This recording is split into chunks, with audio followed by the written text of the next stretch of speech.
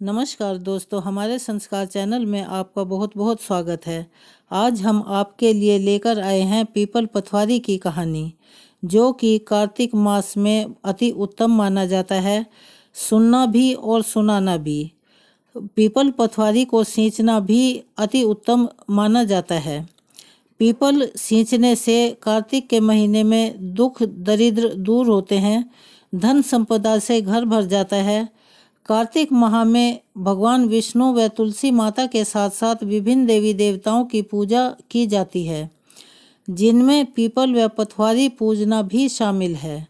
इस पूजन से जुड़ी एक गुजरी की कथा काफ़ी प्रसिद्ध है, जिसे प्राचीन समय से और आज तक हमेशा सुना जाता है।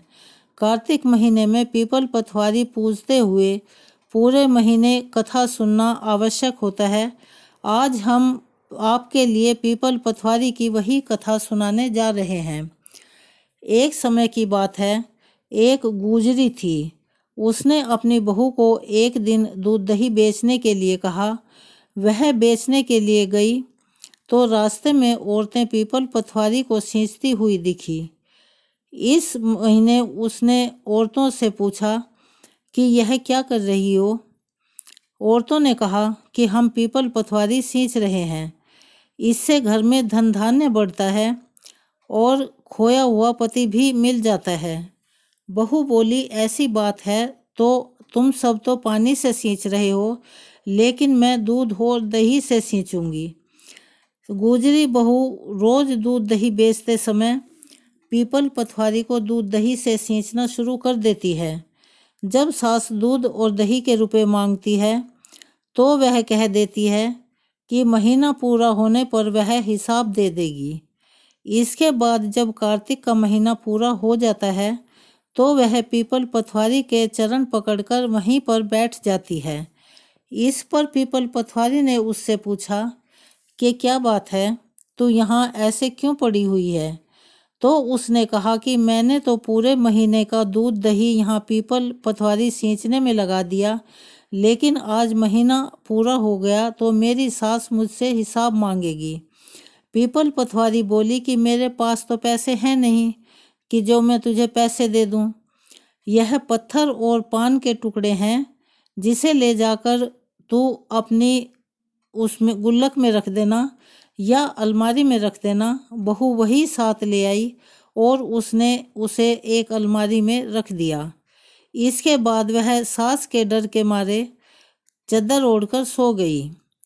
कुछ देर में सास आई और उसने बहू को देखा कि वो चद्दर ओढ़कर सोई हुई है, तो बोली कि बहू, दूध दही के रुपए मुझे दे दे। पूरा महीना जो तू दूध दही बेच कर आई थी, अब कार्तिक माह खत्म हो गया तो उसके रुपए मुझे दे। बहू बोली, मैं जो लाई हूँ वह मैंने अलमारी में रख दिए हैं। सास ने अलमारी खोल कर देखी तो उसमें तो हीरे मोती भरे पड़े थे और जगमग हो रहे थे। उसकी आंखें फटी की फटी रह गई। धन का भी ढेर लगा हुआ था। सास ने बहू को आवाज़ लगाई कि बहू, इतना धन तू कहाँ से लेकर आई है। बहू ने आकर देखा तो सच में धन के भंडार भरे हुए थे। इस पर बहू ने सास को सारी बात बता दी।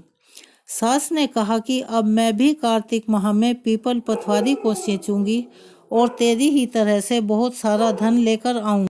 इसके बाद जब कार्तिक मास आया तो सास दूध दही बेचने जाने लगी, पर वह दूध दही बेचने के बाद खाली हांडी में पानी डालती और उससे पीपल पथवारी को सींचती थी।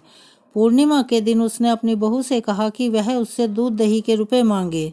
जब बहू ने रुपए मांगे तो वह भी पीपल पथवारी के चरण पकड़कर कहने लगी कि पीपल पथवारी, मुझे भी बहू की तरह से धन दो, मुझसे बहू रुपए मांग रही है। इस पर पीपल पथवारी ने उसे भी वही पत्थर और पान के टुकड़े दे दिए, जिसने सास ने ले जाकर उन्हें अलमारी में रख दिए। इसके बाद जब बहू ने अलमारी खोलकर देखी तो उसमें कीड़े मकोड़े मिले। इस पर सब कोई कहने लगे कि बहू ने तो सत्य से और सच्चाई से पीपल पथवारी सींची थी, लेकिन सास ने धन की भूखी होकर पीपल पथवारी को सींचा है, इसीलिए उसे फल नहीं मिला। कहानी के अंत में ये कहा जाता है कि हे पथवारी माता, जैसा बहू को फल दिया वैसा सबको दे और जैसा सास को दिया वैसा किसी को ना दे। आपको ये कहानी कैसी लगी हमें बताएं। धन्यवाद।